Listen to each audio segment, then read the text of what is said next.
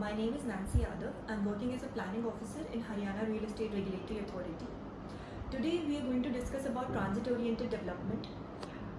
So basically I'll be explaining first of all about the concept, what is transit-oriented development, and also I'll be talking some of the brief policy highlights for the same given by the Department of Town and Country Planning, Haryana. So when we talk of transit-oriented development, basically what is it? Transit-oriented development is basically any development in terms of residential group housing, residential plotted housing, cyber parks, IT parks, any type of commercial development that is focused along a mass rapid transit corridor. So when we talk of mass rapid transit corridor, it means high capacity transit systems which are generally operated by electricity and are generally found in urban areas, and which have a designated use which can be at the central verge of the ROW at any point in the ROW, but that area is free from pedestrian traffic and all sorts of other modes of transport. So BRT also comes in, is one of the types of the MRTS systems. So this is all about transit-oriented development. So transit-oriented development is happening all over the world right now.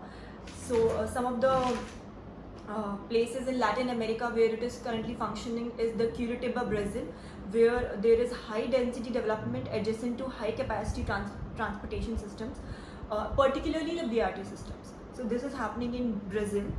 Then in Guatemala there is a BRT system called Transmetro. Along it also there are high capacity, there is high density development.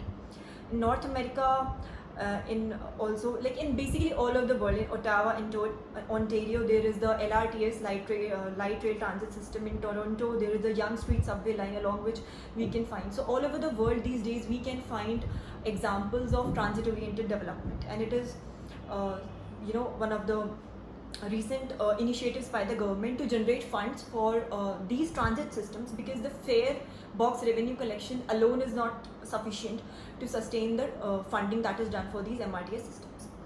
So when we come to the policy that was formulated by the Department of Town and Country Planning, Haryana, it was initially notified on 5th of September 2014. And then again a revised policy document was prepared on 9th of February 2016. So what are the brief policy highlights? What was the objective, that why Department of Town and Country Planning formulated this policy? Basically, what is the main objective of transit-oriented development? Is to wean away people from the usage of private vehicles and to increase and also enable the use of public transportation systems. So metros, BRTs, these are all the type of public transportation systems, and people will use them only if there is last mile connectivity and if their workplaces, if their houses are connected near to all these transit systems. So MRTS projects are basically the need of the hour, and they are also highly capital intensive. So there is an urgent need to look for alternative financing mechanism and resort to innovative methods for financing all of these kind of development projects.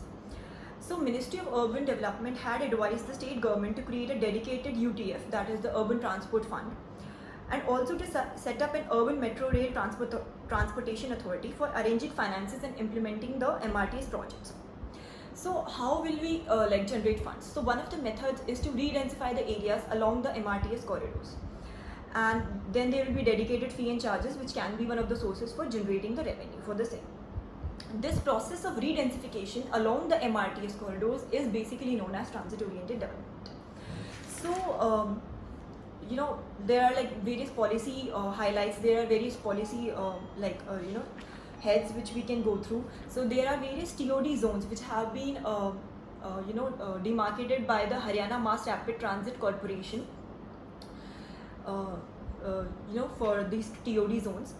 So basically the main division of this TOD zone is the intense TOD zone and the transition TOD zone. So basically the intense TOD zone is the zone which is 500 meters away from the depth of the ROW, and the transition TOD zone is 800 meters from the depth of the ROW.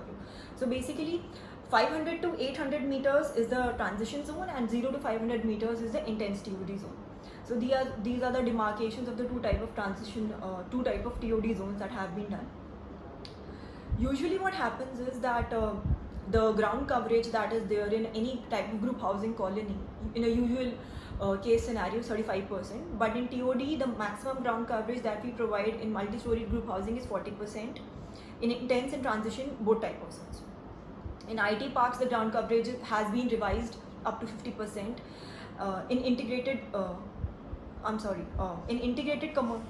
commercial office spaces, the maximum ground coverage has been revised up to 50%, and in IT parks it is 40%.